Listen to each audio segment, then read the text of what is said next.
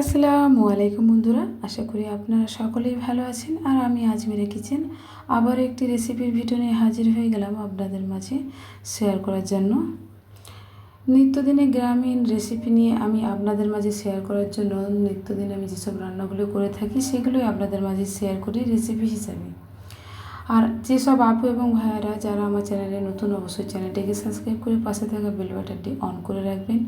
নতুন video upload দেওয়ার সাথে সাথে তার নোটিফিকেশান পেয়ে যাবেন আর সময় সুযোগ করে আমার ভিডিওটা দেখে নিতে পারবেন। আর যেসব আপু এবং ভাইয়ারা যারা অলরেডি সাবস্ক্রাইব করে রেখেছেন তাদের অসংখ্য অসংখ্য ধন্যবাদ। তো এই রেসিপিটি বানানোর জন্য আমি নিয়ে নিয়েছি মিষ্টি কুমড়োর ডাঁটা। এই ডাঁটাটা আমার গাছের ডাঁটা আর আমার ছিল, এটা আমি অফ ক্যামেরা কেটে নিয়ে চলে এসেছি, সেইগুলোই আপনাদের মাঝে শেয়ার করব। আর এটাগুলো আমি কিন্তু বটি দিয়ে ভালো করে কেটে বেছে কুটে নিচ্ছি। এটা দেখি এই ডাঁটা দিয়ে কিন্তু আমি ঝোল করব, অর্থাৎ মাছ দিয়ে ঝোল করব। সচরাচর কুমড়ো ডাঁটা দিয়ে কিন্তু ঝোল হয় না, তো আমি কিন্তু আজকে করে দেখাবো। দেখুন, রান্না যদি করি সব কিছু দিয়েই করা যায়, শুধু করি না তাই। তো এই বিষয়টা আমি আগে কখনো শুনিনি যে কুমড়ো ডাঁটা দিয়ে করা যায়। অলরেডি কিন্তু আমি কুমড়ো ডাঁটা কিংবা পাতা দিয়ে, চিংড়ি দিয়ে রান্না করেছি, কখনো মাছ দিয়ে করিনি। তো যাই হোক, এইভাবে কিন্তু কথায় কথায় আমি সবগুলো কিন্তু কেটে নিয়েছি। আর এদিকে দেখতে পেয়েছেন লম্বা ফালি করে কিন্তু আলুটাও কেটে নিয়েছি।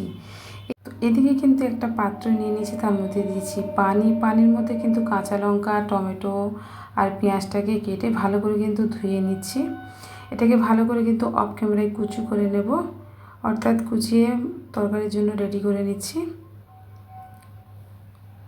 তো সবগুলো কিন্তু আমার কাটা হয়ে গিয়েছে, দেখেন সুন্দর করে সব ফালি করে নিয়েছি।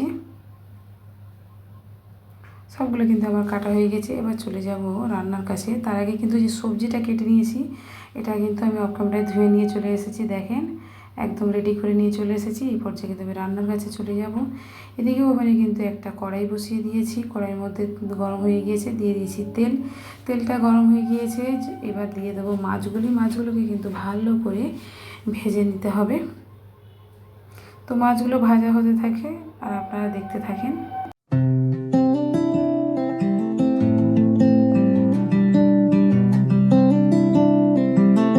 কিন্তু মাছগুলি আমার ভাজা হয়ে গিয়েছে, একে একে সবগুলোকে কিন্তু আমি কড়াই থেকে উঠিয়ে নেব। এই পর্যায়ে কিন্তু এর মধ্যেই দিয়ে দেবো বড়ি। এই বড়িগুলোকে কিন্তু একইভাবে আমি লাল লাল করে ভেজে তুলে নেব। এই বড়িটা কিন্তু কেনা বড়ি, এর মধ্যে রয়েছে মটরের ডালের বড়ি আর রয়েছে বিউলির ডালের বড়ি।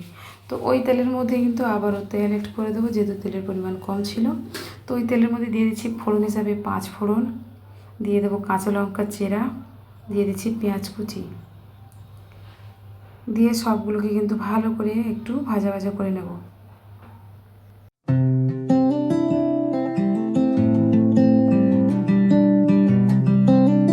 এই পর্যায়ে কিন্তু আদা রসুনটা অ্যাড করে দেবো, দিয়ে তারপর দিয়ে দেবো হলুদ গুঁড়ো, লঙ্কার গুঁড়ো, দিয়ে ভালো করে কিন্তু এটাকে কষিয়ে নেব।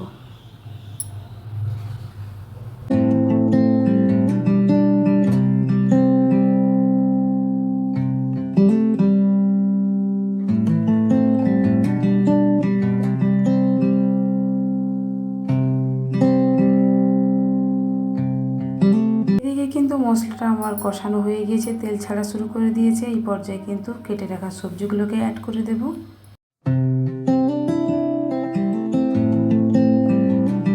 এই পর্যায়ে কিন্তু স্বাদ অনুযায়ী লবণটাকে অ্যাড করে দেবো, দিয়ে ভালো করে কিন্তু কষিয়ে নেব।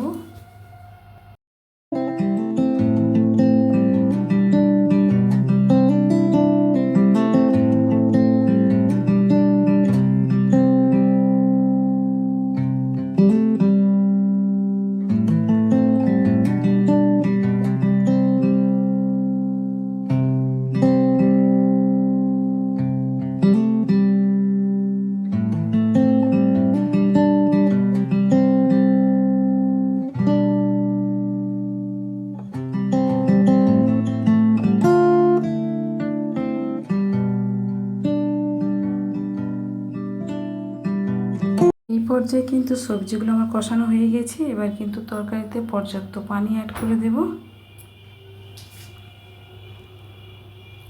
বেশ আর দেবো না, এবার কিন্তু ঢাকা দিয়ে সামান্য ফুটিয়ে নেব, তারপর কিন্তু মাছ আর বড়িটা দিয়ে দেব।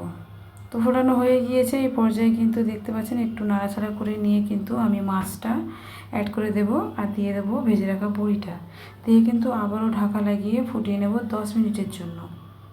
এদিকে কিন্তু ঝোলের উপরেই কি আমি মাছ আর বড়িটা অ্যাড করে দিয়েছি। এবার ঢাকা লাগিয়ে দেবো 10 মিনিটের জন্য।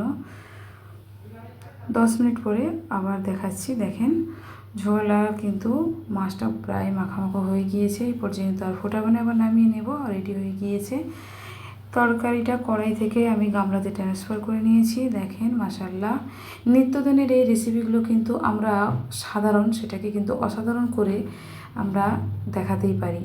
তো যাই হোক, তো বন্ধুরা রেসিপিটি কিন্তু অনেক দারুণ ছিল খেতে। তো ভিডিওটি কেমন লাগলো অবশ্যই কমেন্ট করে জানাবেন। সবাই ভালো থাকবেন। আজকের এই পর্যন্ত। আসসালামু আলাইকুম, আল্লাহ হাফেজ।